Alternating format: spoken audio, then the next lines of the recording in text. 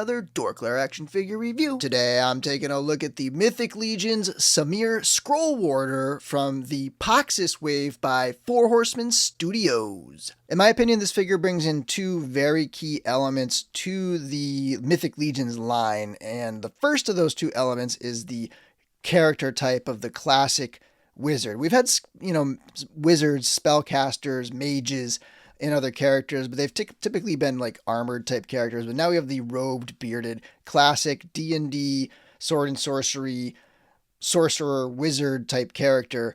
And I mean, just look at this guy. He fits that role perfectly. And then the second thing that Samir and this wave in general introduces to Mythic Legions is the fact that we now have hooded capes. So prior, when we had a hood, it would typically have been a plastic hood over the top of the head, and the cape would have been fabric, but the hood would have been plastic and it would have been attached to the head. But I much prefer this kind of system where the hood is cloth. I know some people just really love the look of the plastic hoods, and some people don't like cloth goods in general, but I personally really love them.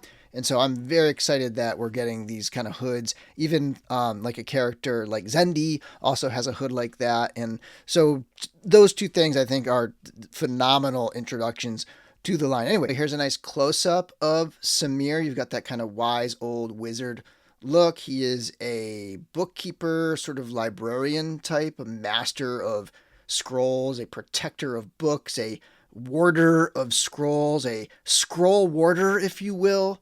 And yeah, so he is just really cool. I love this beard. It's got a lot of nice texture in there and some shading with the grays and the whites. And then the eyes are nice blue, painted really well here. Bushy eyebrows. Really cool stuff. And then when you get that hood on there, it really just, you can do like the low look kind of hood if you want. Very mysterious, or you can kind of have it back and sort of relaxed. But I think the hood and the wiring on the hood is really nice. I do wish the wiring on the cape was a little stiffer. We're kind of back at that place where I've been in a lot of these reviews where, it just doesn't quite hold its shape enough. I just want it a little thicker, a little more able to hold the shape. But you can still pose it, it still works out pretty well. I just want a little more control for my capes. One cool thing about the cape here is that it has two tones. So it's finished on the inside, which is really nice. A lot of stuff is going to be like his under robes under there where, you only have that one layer and it's folded over. But the cape is beautiful with that second layer under there. And of course, shout out to C. Jessam. He designed all these capes and cloth goods, and the factory did an incredible job of replicating that on a large scale. So really nice. I mean, when you think about everything that comes with this figure, I mean, a cape alone, if you were going to buy it online, is going to be $12, maybe $15, maybe even more, depending on where you buy it. So there's a lot of value when you get into a figure with all these cloth goods. And then the undercloth is also, the robes underneath are also wired as well, which makes for kind of posing with the hanging down of the sleeves. It makes that really nice. Kind of get a nice realistic look there. And then removing the cape is very easy. You just pop the head off. This figure does have a 1.0 head. So this is a 1.0 head on a 2.0 body with a conversion peg here. Typically the ball is smaller on these small, thinner bodies, and the heads have a smaller peg hole. But anyway, so here he is. Here's how he looks without the robe on, and that actually looks really good too. You can imagine him spending time in the libraries of Basilia over here. But yeah, and then he's got a nice belt, which I can kind of give you a look at. So these pieces are actually accessories. So these are scrolls, and those are kind of separate. You can kind of pull those off, and then you've got to look at this belt. I think this belt has been used before. And then these little pieces here, they clip on just with a hook like this. And yeah, and then the body underneath, I'll get into that later, but it's basically like an armored elf body with some leathery shoes. Here's a look at Samir zoomed out, so you can get an overall look of the silhouette, especially with that cape sort of in a relaxed position. And he stands just about 6.5 inches tall to the top of the peak of that hood when it's up. When that hood is down, it's probably more like 6.25, which is about in line with the typical Mythic Legion's smaller, slimmer 2.0 body. For comparisons, here he is next to his wavemate, the Genie Calazir, who is a brute scale figure, so much larger than your standard legions. And then on the right is a standard 1.0 Mythic Legions figure, Scapular the Crypt Breaker, and you can kind of get a sense of the 2.0 figure in the middle and the 1.0 figure on the right. And then next up we do have a 2.0 figure. On the left is a deluxe elf with some extra custom Sea Jessam cloth goods. And then on the right is the Ogre Legion Builder 2, ogre scale figure, as you can see, much larger than your typical legions. Next we have the NECA Warduke and Elkhorn the Dwarf from the NECA Dungeons & Dragons line, sort of like reimagining modern day versions of the old LJN D&D figures. And these do scale a little bit larger, but ultimately I do kind of mix them in with my legions, so I actually don't mind all these different heights and scales and things, but some people might not like it because he's going to be pretty small compared to these D&D figures. Here's how it looks next to the 7-inch Super 7 Ultimates Conan the Barbarian figures, a couple Mezco 112 Collective Conan figures with some Kylab accessory kits. Here it is next to an Axie Toys dinosaur on the left and an Animal Warriors of the Kingdom figure on the right. And finally, here's how it looks next to a Masterverse figure and a Tamashii Nations movie realization Samurai Star Wars figure. For accessories, I did want to show the belt. I don't really count that as an accessory. It's more like part of the figure, but I did want to show that it does have a peg right under that pouch right there that pegs on, and that kind of just pops right on and off. I've heard some people say they've had problems or struggles trying to get the belt on and off.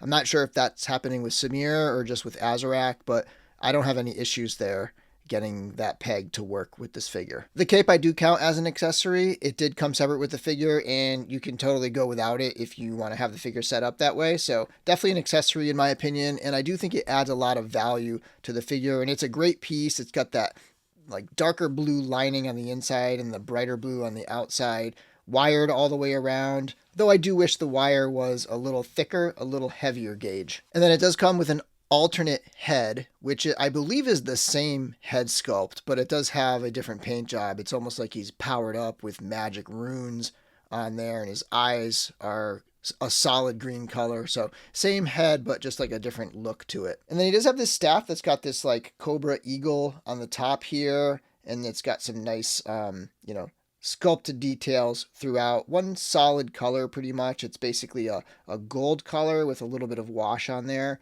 Nice metallic look, really good looking staff, very straight, very stiff. And then it does come with this magic effect piece, and you can thread that right around it so that it's powered up, casting spells and so on. Comes with a highly detailed spell book with this buckle here and some metal accents throughout, and it's even got like bookmarks and stuff saving the pages.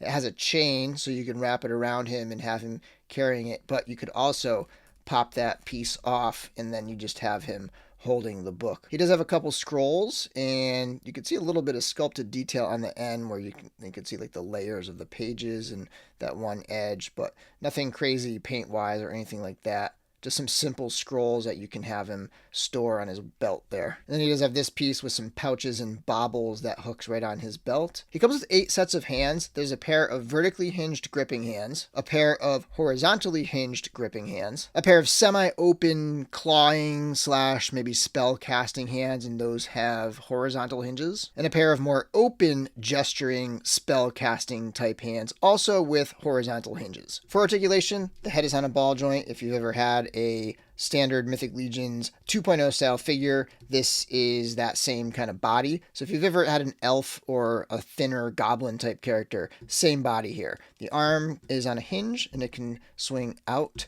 to the side, and it can swing all the way around. There is a single jointed elbow that can come up to about 90 degrees there, and you could twist above the elbow, and then you have a twist and hinge at the wrist. I do have the vertical hinges on this one here right now.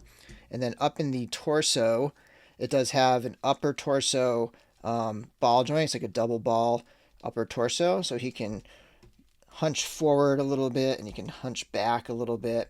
He can cock side to side over there. There's a twist at the waist. It's not a ball joint, just a simple twist. The leg can kick out substantially, but once you go forward, it's going to kick the loincloth off and then make that fall off like this. So you just got to be kind of aware of that. When he's got the robe on, you don't even need the loincloth on there. It's just there for if you want to take it off and use the figure on its own. But then you can kick out to the side, twist at the top of the leg, single jointed knee, twist below the knee, twist at the ankle. There's a hinge at the ankle and a rocker at the ankle as well. And like I mentioned, that body underneath, let's take a look at that. So we do have the 1.0 head with that conversion ball.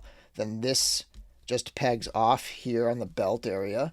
And then you can swing his arms back, pull that robe right off of him, and you can get a look at that body right here. Now, when you put the head back on, it's going to look pretty crazy because kind of like the Father Christmases, like with the 1.0 kind of head on there, it's the bulk of the cloth goods that kind of make up the difference. So without the cloth, it looks crazy. But you could pop this off here. And if you popped on a 2.0 neck and put on a head that's a little more properly sized, it's going to look good. This is actually a custom head sculpt from Corey Schortenhofer. But you can see, hand color aside, looking pretty good with, a smaller head. Finally, I just wanted to do two swaps. The first one is just simply putting the head on a 1.0 body.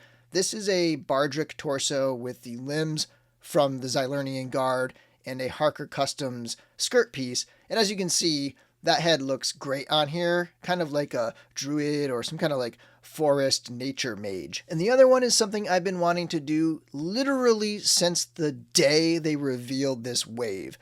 I'm a big fan of the Mezco 112 Collective Gomez figures. I've always wanted them to do a Sorcerer Gomez, and we finally can do it because these cloth goods fit perfectly. I think this looks fantastic, especially with the blue eyes. This is pretty much underneath there. This is the Gold Commander Gomez. So if you're looking for an option there, obviously the boots are a little bit modern. There's not a great option boots-wise for the Gomez figures, but it fits under there awesomely, and it just works really well, and it's nice to have this like super highly articulated sorcerer type character. I'm almost tempted to poke the holes in the cape to put the antenna through, but I don't think I want to ruin a cape. But this is awesome. Super pumped to finally be able to do this. By the way, that little effect piece that's coming out of his hand, that is from the Atticus Doom magical enhancement set. Anyway, excellent figure. It's great to finally have some classic wizards in the Mythic Legions line, and of course they put their own little twist on them, but these are very much welcome addition for me. I love the cloth goods, love the head sculpt here. Excellent figure. Thanks for watching my video, and until next time, may the force be with you.